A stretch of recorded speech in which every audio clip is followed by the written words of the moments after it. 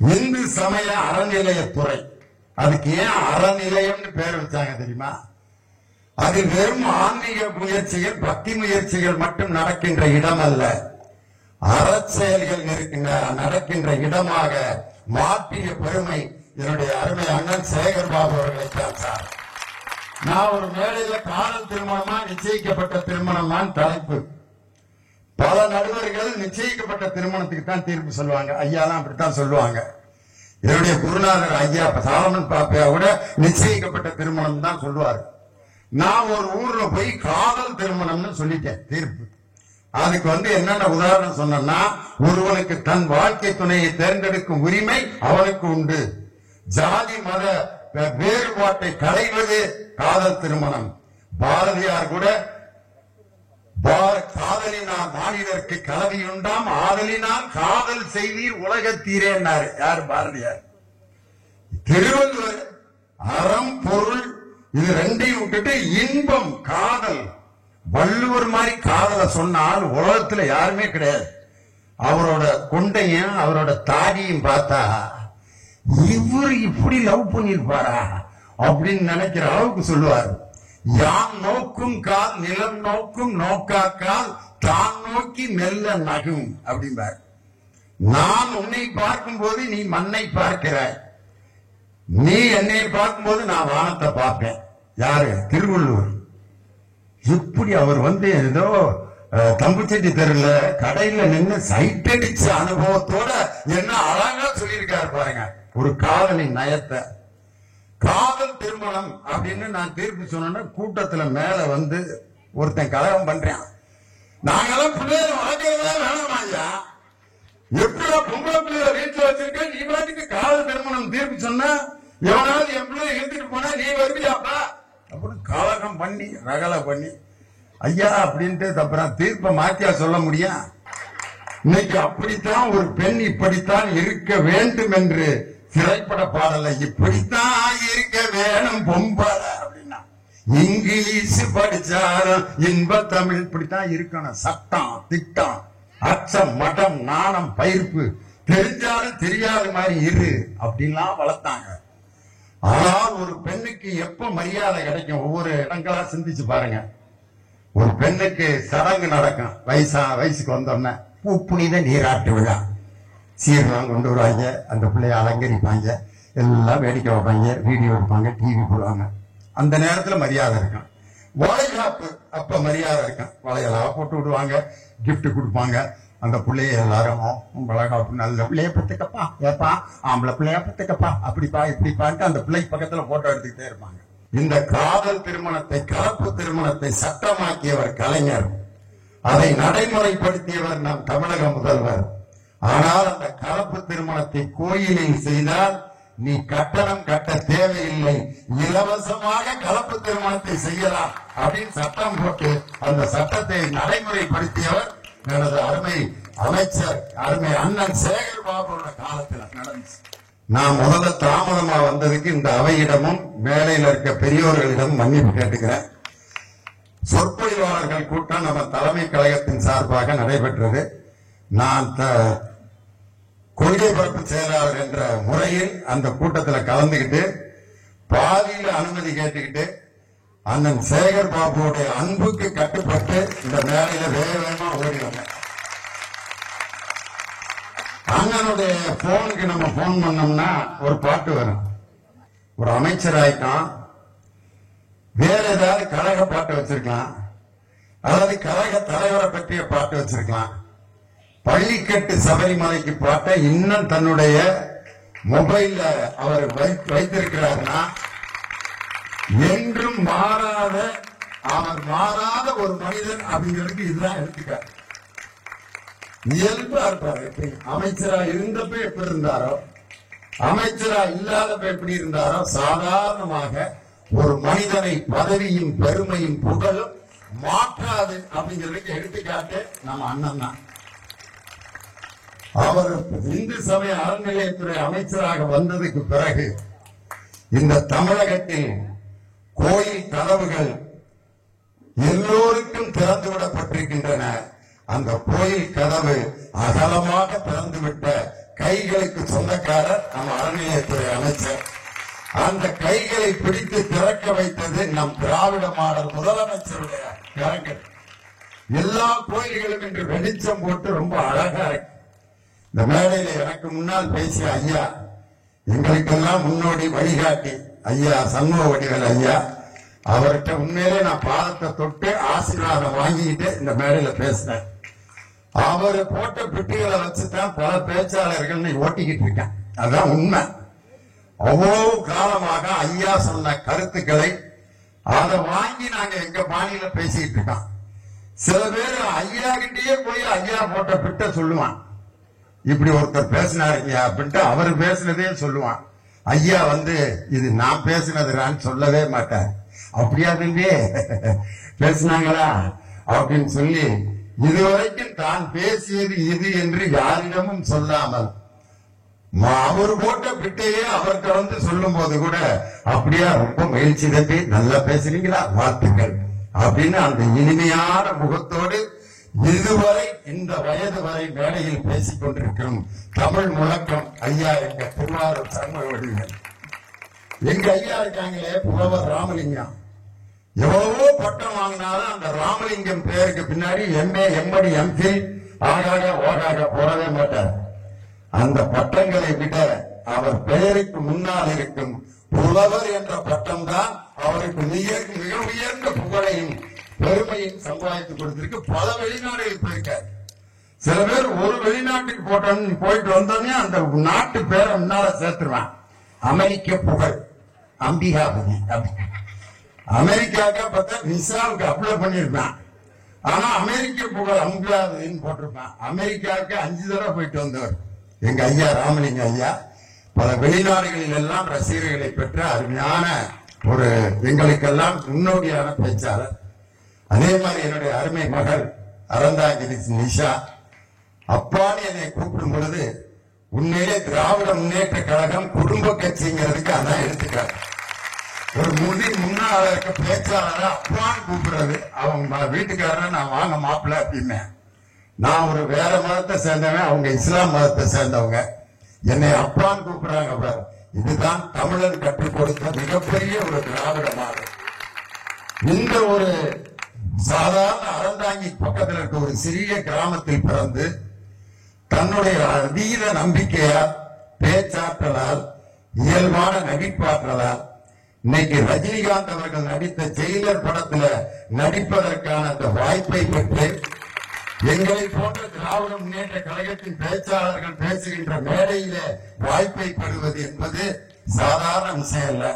ஒரு பெண்ணால், ஒரு கிராமத்து பெண்ணால் எதையும் சாதிக்க முடியும் என்பதற்கு எடுத்துக்காட்டாக என்னுடைய அருமை மகள் அறந்தாங்கி நிஷா இன்னும் பல உயரமான இடங்களுக்கு சென்று இப்ப இருக்கிறத விட இன்னும் உயரத்திற்கு போனாலும் இந்த இயல்பை மாற்றாமல் இருங்க அப்படிங்கறதா அறந்தாங்கி நிஷா என் மகளுக்கு நான் சொல்லுகின்ற ஒரு அருமையான யோசனைன்னு சொல்லி, இந்து சமய அறநிலையத்துறை, அதுக்கு ஏன் அறநிலையம்னு பேர் வச்சாங்க தெரியுமா? அதில் வெறும் ஆன்மீக முயற்சிகள், பக்தி முயற்சிகள் மட்டும் நடக்கின்ற இடம் அல்ல, அறச்செயல்கள் நடக்கின்ற இடமாக மாற்றிய பெருமை என்னுடைய அருமை அண்ணன் சேகர் பாபு அவர்களைத்தான் சார். நான் ஒரு மேடையில காதல் திருமணமா நிச்சயிக்கப்பட்ட திருமணமான்னு தலைப்பு. பல நடுவர்கள் நிச்சயிக்கப்பட்ட திருமணத்துக்கு தான் தீர்ப்பு சொல்லுவாங்க. ஐயாலாம் அப்படித்தான் சொல்லுவாங்க.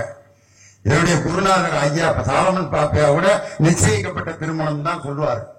நான் ஒரு ஊர்ல போய் காதல் திருமணம்னு சொல்லிட்டேன் தீர்ப்பு. அதுக்கு என்னென்ன உதாரணம் சொன்னா, ஒருவனுக்கு தன் வாழ்க்கை துணையை தேர்ந்தெடுக்கும் உரிமை அவனுக்கு உண்டு, ஜாதி மத வேறுபாட்டை களைவது காதல் திருமணம். பாரதியார் கூட காதலினால் மாநிலருக்கு கலவியுண்டாம், ஆதலினால் காதல் செய்வீர் உலகத்தீரேன்னாரு. யாரு? பாரதியார். திருவள்ளுவர் அறம் பொருள் இது ரெண்டையும் விட்டுட்டு இன்பம் காதல். வள்ளுவர் மாதிரி காதலை சொன்னால் உலகத்துல யாருமே கிடையாது. அவரோட கொண்டையும் அவரோட தாடியும் பார்த்தா இவர் இப்படி லவ் பண்ணிருப்பாரா அப்படின்னு நினைக்கிற அளவுக்கு சொல்லுவார்.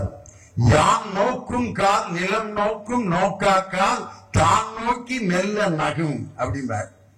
நான் உன்னை பார்க்கும் போது நீ மண்ணை பார்க்கிறாய், நீ என்னை பார்க்கும்போது நான் வானத்தை பார்ப்பேன்.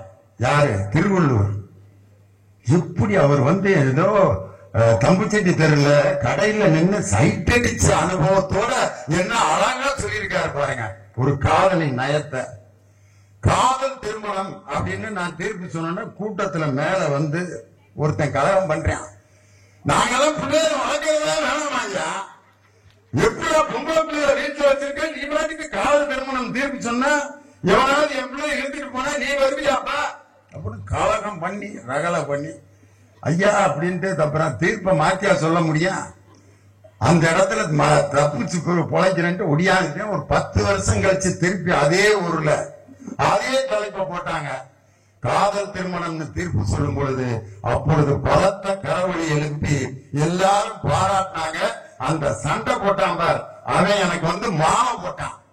காரணம், அவன் மகன் காதல் திருமணம் பண்ணி அழகா 2 பிள்ளைய பெற்று சந்தோஷமா ஜாதி மத பேதம் இல்லாம நாங்க வாழ்ந்துகிட்டு இருக்கான். நம்ம இந்த காதல் திருமணத்தை, கலப்பு திருமணத்தை சட்டமாக்கியவர் கலைஞர், அதை நடைமுறைப்படுத்தியவர் நம் தமிழக முதல்வர். ஆனால் அந்த கலப்பு திருமணத்தை கோயிலில் செய்தால் நீ கட்டணம் கட்ட தேவையில்லை, இலவசமாக கலப்பு திருமணத்தை செய்யலாம் அப்படின்னு சட்டம் போட்டு அந்த சட்டத்தை நடைமுறைப்படுத்தியவர் எனது அருமை அமைச்சர், அருமை அண்ணன் சேகர் பாபுவோட காலத்தில் நடந்துச்சு. உண்மையிலே எவ்வளவு நேரம் பேசுறதுன்னு அண்ணன் கேட்டேன். எனக்கு டைம் சொல்லிட்டாரு, 20 நிமிஷத்துல முடிச்சிருங்க அப்படின்னாரு. நாங்கெல்லாம் 1.5 மணி நேரம் 1.25 மணி நேரம் பேசுறவங்க. எனக்கு 20 நிமிஷம் டைம் கொடுத்திருக்காருன்னா அதுல என்ன யோசிச்சிருக்காருன்னா வந்திருக்கிற மக்களின் மனநிலையை யோசிக்கிறார். 9 மணில இருந்து லியோனி 10 மணி வரைக்கும் பேசினா சீட்டே மேடைக்கு வந்தாலும் வந்துடும். அண்ணே வீட்டுக்கு போகணும்னே, என்னன்னு இந்த போட்டுக்கிட்டு இருக்க அப்படின்னு சொல்லிட கூடாது லியோனிக்கு அப்படின்னு அவரே எனக்கு டைம் பிக்ஸ் பண்ணிட்டார். இன்னைக்கு நான் சொல்லுகின்ற முக்கியமான ஒரு 2 செய்தி தான். நம்ம ஒன்றிய பிரதமர் நரேந்திர மோடி ஐயா நம்ம ஜனவரியில இருந்து 4 தடவை வந்துட்டார். எங்க? நம்ம ஊருக்கு. முத திருச்சி ஏர்போர்ட்டை திறந்து வைக்கிறதுக்கு தான் வந்தார்.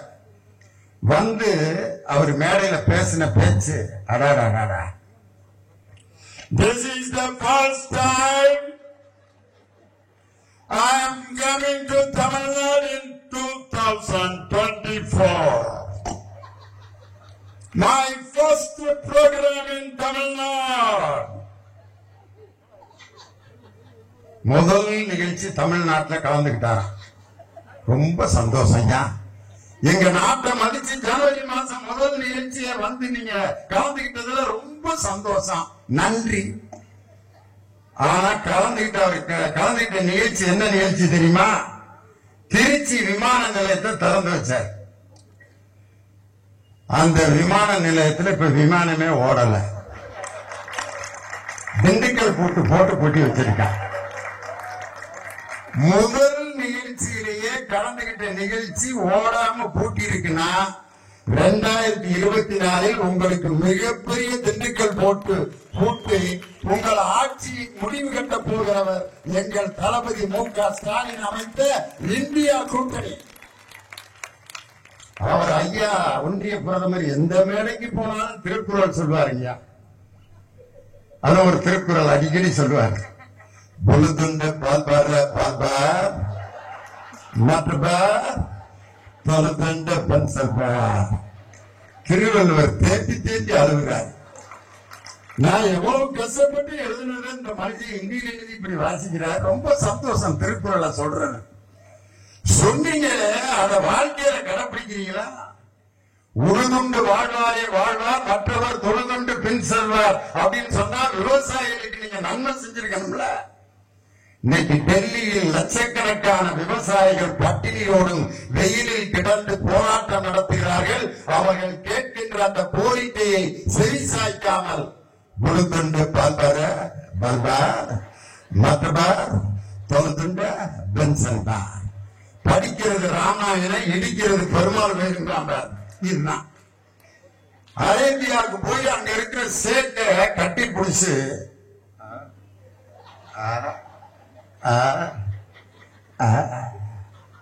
கும்பிடு போட்டாரு. ஆஹா, இஸ்லாமியர்களை நேசிக்கிறார் அப்படின்ட்டு எல்லா இடத்துலயும் படத்தை போட்டாங்க.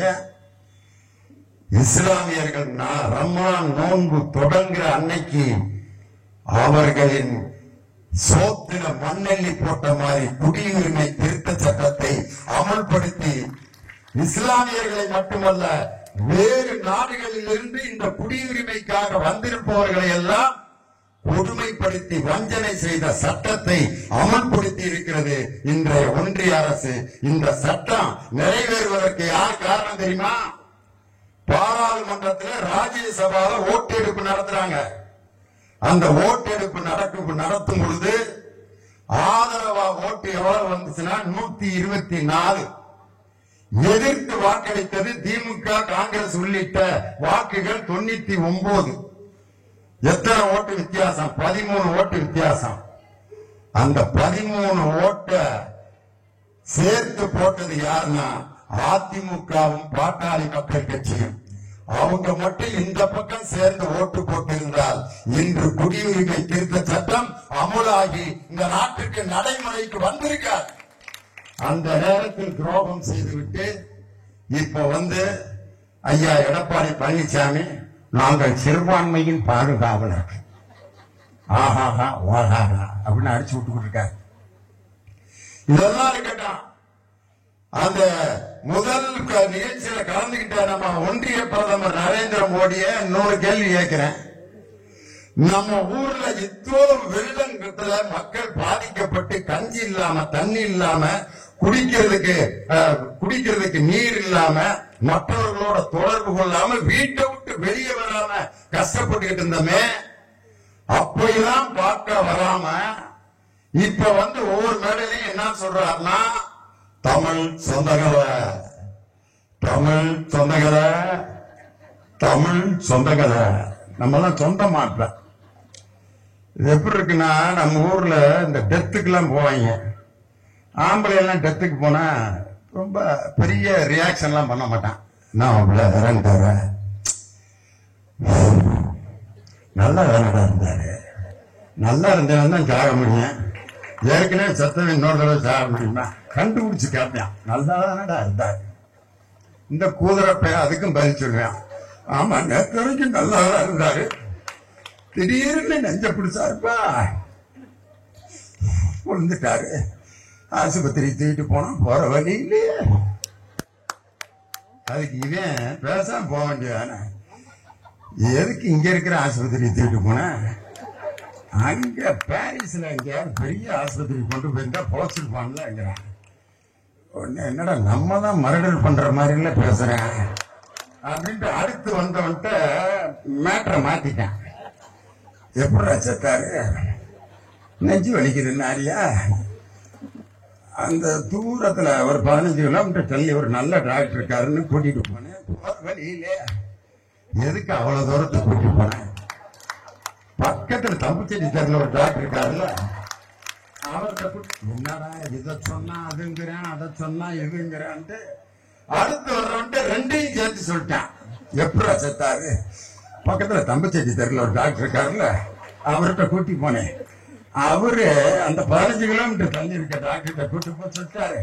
அங்க போற வழியில இறந்துட்டாரு. அதுக்கு இவன் எதுக்கு ஒவ்வொரு டாக்டரா கூட்டிட்டு போனேன், வீட்லயே வச்சிருந்தா அவன் பாட்டுக்கு செத்து இருப்பான். நிம்மதியா ஐயோ எந்த ரூட்ல போனாலும் நம்ம தான் கொலை பண்ண மாதிரியே கொண்டு வர்றாங்களேன்ட்டு அடுத்து வரவன்ட்டு என்ன சொல்லியிருப்பான்னு நினைக்கிறீங்க?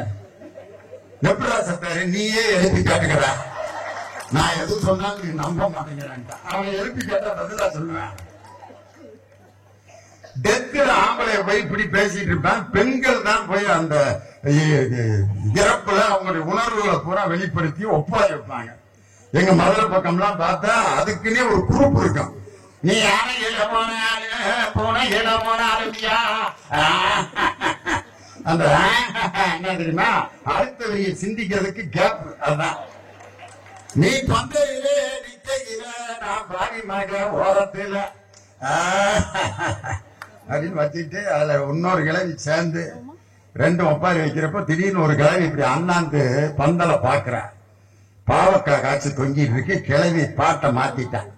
பந்தலிலே பாவக்கா பந்தலிலே பாவக்கா. கூட இருந்த கிளவி போகையில பார்த்துக்கிருவான், போகையில பார்த்துக்கிருவான். வீட்டுக்கார கிளவி உள்ள பூந்து தொட்டையினா வெட்டி போடுவேன். நான் விதைச்சில்ல சொல்லிட்டு இருக்கேன், எடுவட்ட சிரிக்கிறா இளவ மட்டும் பாருங்கல்ல. 3 பாவக்காய கொள்ளையடிக்கிறதுக்கு ஐடியா பண்ணிட்டு இருக்கு. கிழவி அவர் வாட்டு கிடக்கிறார். இந்த 2 கிழவியும் பாவக்காய கொள்ளையடிக்கிறதுக்கு ஒப்பாரி வச்சது வேற யாரும் இல்ல, நரேந்திர மோடியும் அமித்ஷா தான். ஏன் நாங்க அவ்வளவு கஷ்டப்பட்டு இருக்கிறப்ப வந்து என்னன்னு கேட்காம ராமேஸ்வரத்துல போய் 22 தீர்த்தத்திலேயே தூக்கி தலையில தண்ணியை ஊத்திக்கிட்டு இருக்காரு. மக்கள் தலையில் தண்ணீர் இருந்து தத்தளித்த போது வந்து எட்டி பார்க்காமல் இன்று தலையிலே தண்ணீர் ஊற்றி நாடகம் போடுகின்ற அந்த ஒன்றிய பிரதமருக்கு மத்தியில் மக்கள் பாதிக்கப்பட்டவுடன் ஒவ்வொரு ரேஷன் கார்டுக்கும் 6000 ரூபாய் நிதியை வழங்கிய ஆட்சி நமது திராவிட மாடல் ஆட்சி. பெண்களை பத்தி இன்னைக்கு எல்லா இதுலயும் என்ன சொல்லிட்டு இருக்காங்க நினைக்கிறீங்க? பல ஔவையாரு என்ன சொல்றாங்கன்னா, தையல் சொல் கேளேல், பொம்பளை பேச்ச கேட்காத. எப்படியா கேட்காம இருக்க முடியும்? என் வீட்டுக்காரி பேச்ச கேட்காம இருக்க முடியுமா? எங்க அம்மா பேச்ச கேட்காம இருக்க முடியுமா? இன்னைக்கு அப்படித்தான் ஒரு பெண் இப்படித்தான் இருக்க வேண்டும் என்று திரைப்பட பாடலை இப்படித்தான் இருக்க வேணும் பொம்பளை அப்படின்னா, இங்கிலீஷ் படிச்சாலும் இன்ப தமிழ் இப்படித்தான் இருக்கணும். சட்டம் திட்டம் அச்சம் மடம் நாணம் பயிர்ப்பு தெரிஞ்சாலும் தெரியாத மாதிரி இரு அப்படின்லாம் வளர்த்தாங்க. ஆனால் ஒரு பெண்ணுக்கு எப்ப மரியாதை கிடைக்கும்? ஒவ்வொரு இடங்களா சிந்திச்சு பாருங்க. ஒரு பெண்ணுக்கு சடங்கு நடக்கும். வயசுக்கு வந்தோம்னா புனித நீராட்டு விழா, சீர்லாம் கொண்டு வருவாங்க, அந்த பிள்ளைய அலங்கரிப்பாங்க, எல்லாம் வேடிக்கை வைப்பாங்க, வீடியோ எடுப்பாங்க, டிவி போடுவாங்க. அந்த நேரத்துல மரியாதை இருக்கும். வளைகாப்பு அப்ப மரியாதை இருக்கும். வளையலாம் போட்டு விடுவாங்க, கிஃப்ட் கொடுப்பாங்க. அந்த பிள்ளைய எல்லாரும் வளைகாப்பு நல்ல பிள்ளைய பத்துக்கப்பா, ஏப்பா ஆம்பளை பிள்ளைய பத்துக்கப்பா, அப்படிப்பா இப்படிப்பான்ட்டு அந்த பிள்ளை பக்கத்துல போட்டோ எடுத்துக்கிட்டே இருப்பாங்க. இன்னொரு இடத்துல ஒரு பெண்ணுக்கு மரியாதை இருக்கும். கோயில்ல திடீர்னு சாமி வந்துடாது, அப்படிங்க உடனே ஒரு குரூப்பே வந்து காலையில எல்லாம் தொட்டு ஆத்தான் வண்டியாத்தா ஆத்தா சொல்லாத்தான் கும்பிடுவான். அந்த கும்பிடுறதுல அந்த அம்மாவோட புருஷன் ஒருத்தன், ஆத்தா அந்த அம்மா ரொம்ப சந்தோஷப்படுது, அப்பா தாத்தா ரொம்ப நாளா நான் எதிர்பார்த்தேன் வந்து என் காலில் வந்து கும்பிடுறான்ட்டு. ஒரு பெண்ணுக்கு தெய்வம் இறங்கியது அப்படின்னு சொன்னோம்னா ஆண்கள் எல்லாம் மரியாதை செய்வார்கள். இந்த பெருமை புகழ் எல்லாமே டெம்பரவரி, தற்காலிகம். ஒரு பெண்ணுக்கு எப்போது மரியாதையும் புகழும் பெருமையும் கிடைக்கும் அப்படின்னு சொன்னா, அந்த பெண்ணுக்கு கல்வி என்ற ஆயுதமும் அதிகாரம் என்ற வேலை வாய்ப்பு கொடுக்கப்பட்டு அந்த பெண் ஒரு கல்வியோடு ஒரு கம்பீரமான ஒரு பொருட்டில் இருக்கும் பொழுதுதான் ஆண்களாக இருந்தாலும் யாராக இருந்தாலும் அந்த பெண்ணுக்கு மரியாதை கொடுப்பார்கள். இன்னைக்கு ஐஜியா ஒரு பெண் இருக்காங்க. அந்த பெண்ணுக்கு முன்னாடி ஆண்கள்லாம் வந்து அம்மா அப்படின்னு அடிக்கிறான் பாரு ஒரு சல்யூட். ஒரு பெண்ணுக்கு கல்வி தந்து வீரத்தை தந்து அவளுக்கு பொருளாதாரத்தை தந்த ஆட்சி திராவிட மாடல் ஆட்சியை தவிர வேற எந்த ஆட்சியும் கிடையாது. கல்விக்கு கடவுள் சரஸ்வதி, செல்வத்துக்கு கடவுள் லட்சுமி, வீரத்துக்கு கடவுள் பார்வதி. 3 பெண் கடவுள்கள் 3க்கும் கடவுளா இருக்காங்க. ஆனா இந்த உலகத்தில் சரஸ்வதியை, லட்சுமியை, பார்வதியை கல்வி தந்து பொருளை தந்து வீரத்தை தந்து உலகத்தில் லட்சுமியையும் சரஸ்வதியையும் பார்வதிகளையும் உருவாக்கியது திராவிட முன்னேற்ற கழகத்தினுடைய ஆட்சி இல்லையா? சரஸ்வதி சபதம் படம் பார்த்திருப்பீங்க. சிவாஜி கணேசன் ஊமையா இருப்பாரு.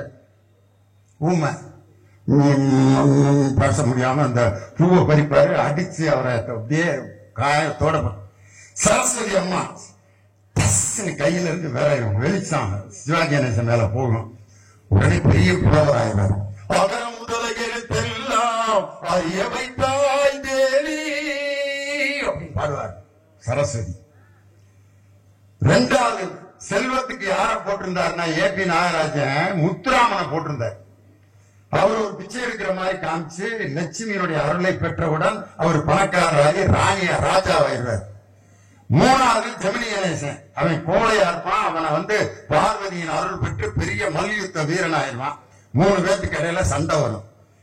ஆனா ஒருத்தர் சொல்லியிருக்காரு, ஏண்டா 3 பேரும் ஆம்பளையில போட்டிருக்கீங்களே, கடவுள் லட்சுமி பெண்ணு, சரஸ்வதி பெண்ணு, பார்வதி பெண்ணு, அவங்க அருள் கொடுக்கிற 3 பேரையும் ஆம்பளையா போட்டிருக்கீங்களா, ஒருத்தரையாவது பெண்ணா மாத்துங்கடான்னு சொன்ன முத்துராமன் கேரக்டர் எடுத்துட்டு அதுல போட்டு லட்சுமியின் அருளை பெறுபவள் பெண் அப்படின்னு சண்டை போட்டு அந்த இடத்துக்கு நடிக்க வச்சாங்க அந்த காலத்துல. ஆனால் இன்னைக்கு திராவிட மாடல் ஆட்சியில் ஒரு பெண்ணினுடைய உழைப்பை மதித்து பாராட்டி அந்த உழைப்புக்கு உரிய மரியாதை கொடுத்த ஆட்சி நம் திராவிட மாடல் ஆட்சி. இன்னைக்கு வீட்டுல எனக்கு கொடுத்த நேரம் முடிய போது ஒரே ஒரு விஷயம், நம்ம பேசிட்டு இருந்தா பேசிட்டே இருக்கலாம். காலையில ஒரு வீட்டுல 2 பேரும் வேலைக்கு போற வீட்டுல நீங்க காலையில போய் பாருங்களேன், ஒரு 8:30 மணிக்கு நரகத்தை பார்க்கணும்னா அந்த வீட்டை பார்க்கலாம். அவர் பரப்பிட்டு இருப்பாரு வேலைக்கு, பெரிய ஒரு ஆட்டம்.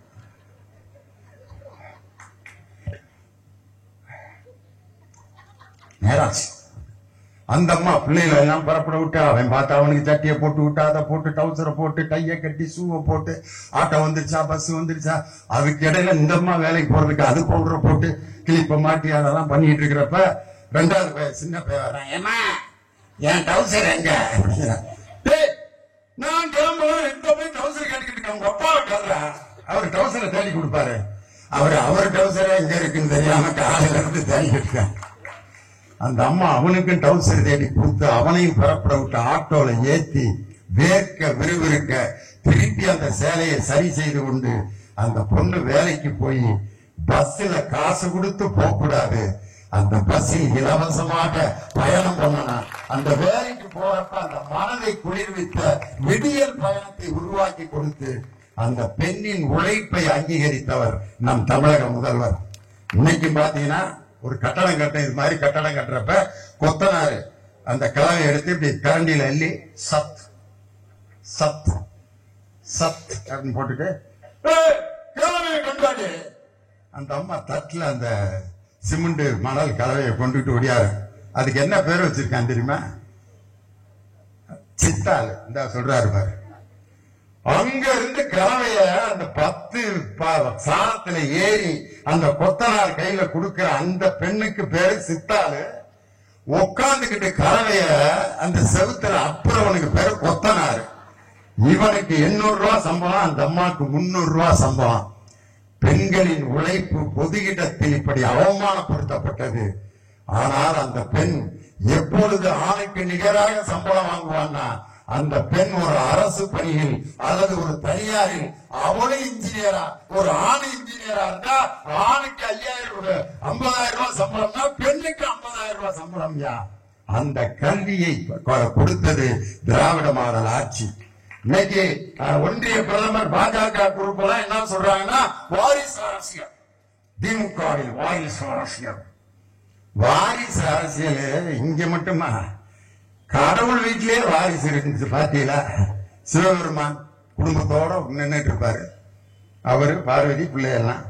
அப்ப ஒருத்தர் ஒடியாடுறாரு ஞானப்பழத்தை கொண்டுட்டு, ஞானப்பழம் அப்படின்னா வாங்கி சிவபெருமான் அவர் பாடி சாப்பிட்டுக்கலாம், ரொம்ப நன்றிப்பா என்னைய நினைச்சு பழம் கொண்டு வந்திய அப்படின்னு சாப்பிட்டுக்கலாம். இவரு இதை நான் சாப்பிடுவதை விட நீ சாப்பிடுவது தான் சால சிறந்தது அப்படின்னு அவங்க வீட்டுக்காரமா கொடுப்பாரு. அவரு அது வாங்கி ரொம்ப நன்றி மாமான்னு தின்றுக்கலாம். அது உடனே இதை பாதியாக பிரித்து நமது பிள்ளைகளுக்கு கொடுக்கலாம் அப்படின்னா அவர் ஒடியாருவாரு, படாது பிரிக்கப்படாது, யாராவது ஒருத்தருக்கு முழுசா கொடுக்கணும்ட்டான்.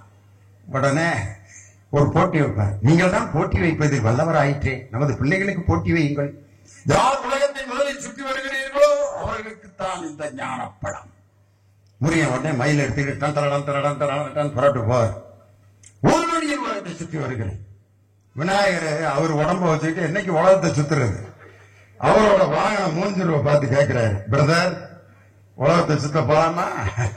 அது பாக்குது, என்னங்க அக்கிரமம் பண்றீங்க, உங்க உடம்பு தூக்கிட்டு என் மேல உட்காந்தீங்கன்னா எனக்கு இதுதான் கடைசி சிக்கிங்க, மனசாட்சி இல்லாம இப்படி கேட்கறீங்களே, வேற ஏதாவது ஐடியா இருந்து ஞாபகத்தை நீங்க வாங்கிக்கங்க அப்படின்ட்டு நாரதட்ட வருவார். உலகம் என்றால் என்ன, அம்மையப்பன் என்றால் என்ன, இருந்தாலும் தெரியாதுன்னு இருக்கலாம். இவன் குழப்பத்தை உண்டு பண்றதுக்கு தான் வந்திருக்கான். உலகம் என்றாலும் அமையப்பன் என்றாலும் ஒன்றுதான் அப்படின்பாரு. உடனே அவங்க அப்பா அம்மா 3 ரவுண்ட் அடிச்சுட்டு ஞானப்பழத்தை வாங்கி சாப்பிட்டுட்டு இருப்பாரு. முருகன் டென்ஷனோட வர்ற, எங்கே ஞானப்பழம்? உங்க அண்ணன் சாப்பிட்டுக்கிட்டு இருக்கேன், நீ வேலையை பார்த்துட்டு போ. எனக்கு இழைக்கப்பட்டது அநீதி, எனக்கென்று ஒரு தனி உலகத்தை நான் அமைத்துக் கொள்ள போகிறேன். ஆஹாகா ஓகாகான்னு போய் பழனி மலையில போய் கோமணத்தோட அன்னைக்கு நின்னவர்னா அப்பையார் வந்து சமாதானம், முருகா உனக்கு ஞான பழத்தை பகிர்ந்து முடியாது, அவைய வர முடியாது, என் தந்தையிடம் போய் சொல்லுங்கள். குடும்பமே வந்து முருகா மன்னித்து விடு மன்னித்து விடு, ஐயா ஐயா ஐயா, அப்பா அம்மா தகப்பன் சுவாமியா மாறி கடைசியா சிவபெருமான் ஒரு வார்த்தை சொல்றார், குன்றிருக்கும் இடமெல்லாம் குமரனுக்கு இருக்கும் இடமாக வழிபடட்டும், நீ இந்த மலையிலேயே ஆட்சி செய் அப்படின்னார். சிவபெருமானே தன்னுடைய மகன்கள்ல எவன்டா தனியா ஆட்சி செய்யறதுக்கு தகுதியானவன்னு தன்னுடைய வாரிச பழனி மலையில கொண்டு போய் நிப்பாட்டிருக்கிறார். அது மாதிரிதான் என் தம்பி உதயநிதி கலைஞரின் மடியிலே வளர்ந்த செல்ல பிள்ளை, பெரியாரின் செய்திகளை பெரியாரின் கருத்துக்களை கேட்டு வளர்ந்த துணிச்சல்காரன்.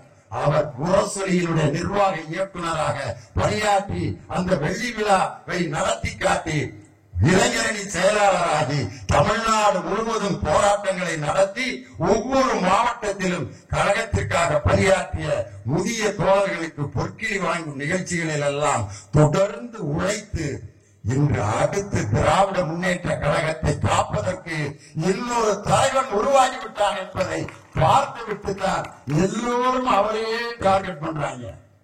யாருக்கு எதிர்ப்பு அதிகமாக இருக்கிறதோ அவனால் தான் தலைவனாக உருவாக முடியும் என்பதை நிரூபித்து காட்டிக் கொண்டிருக்கிறார்.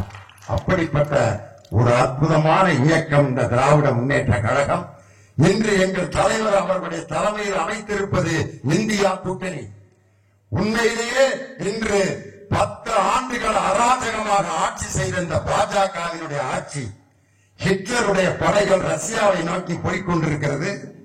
அந்த ரஷ்ய படைகளை, ஹிட்லருடைய நாஜி படைகளை ரஷ்ய படைகள் அடித்து துவம்சம் செய்து ஹிட்லர் தோல்விக்கு நெருங்கிக் கொண்டிருக்கிறார். அப்ப ஹிட்லருடைய கொள்கை பரப்பு செயலாளர் யார் தெரியுமா? கோயபல்ஸ்ங்கிறவன். அவன் என்ன சொல்றான்னா, ஹிட்லர் தோத்துக்கிட்டு இருக்காரு, அவன் மக்கள்கிட்ட எப்படி அறிவிக்கின்றான்னா, ஹிட்லர் வெற்றி முகத்தை நோக்கி போய் கொண்டிருக்கிறார், நமக்குத்தான் வெற்றி, இதோ ரஷ்ய படைகள் தூள் தூளாகி கீழே விழுந்து கொண்டிருக்கின்றன, ஹிட்லர் முன்னேறி கொண்டிருக்கிறார். இறைவனுடைய அனுக்கிரகம் நேரடியாக ஹிட்லருக்கு வந்து கொண்டிருக்கிறது. இறைவனுடைய ஒளி ஹிட்லரின் மீது பட்டுவிட்டது. ரஷ்யாவை துவம்சம் செய்து ஹிட்லர் வெற்றி பெறுவார். ஆகாகா ஓகாகா யாரு? கோயபல்ஸ். ஆனால் ரஷ்ய படைக்கு தலைமை தாங்கியவர் யார் என்றால் ஜோசப் ஸ்டாலின் என்ற ரஷ்யருடைய அதிபர். அந்த ஹிட்லருடைய நாஜி படைகளை வீழ்த்தி ஹிட்லருடைய சாம்ராஜ்யத்துக்கு முடிவு கட்டியவர் அன்றைய ரஷ்ய அதிபர் ஜோசப் ஸ்டாலின். இன்று இந்த பாஜக என்ற மதவெறி சக்திக்கு முடிவு கட்டி நாளைக்கு மதச்சார்பற்ற சக்தியை ஆட்சியில் அமர்த்த போகின்ற தலைவர் நம் தளபதி ஸ்டாலின் என்று சொல்லி இந்தியா கூட்டணி 400 இடங்களுக்கு மேல் வெற்றி பெற்று மதச்சார்பற்ற சக்தி இந்தியாவை ஆட்சி செய்யும். என் தலைவர் யாரை அடையாளம் காட்டுகிறாரோ அவர்தான் இந்தியாவின் பிரதமர் ஆவார். 40க்கு 40 வெற்றி பெறப் போவது உதயசூரியன் தலைமையிலான கூட்டணி என்று சொல்லி அதற்காக நாம் தயாராவோம் என்று சொல்லி விடைபெறுகிறேன். நன்றி, வணக்கம். டாக்டர் கலைஞர் திராவிட முன்னேற்ற கழகம், தமிழக முதல்வர் தளபதி ஸ்டாலின், இளைய தலைவர் உதயநிதி ஸ்டாலின்,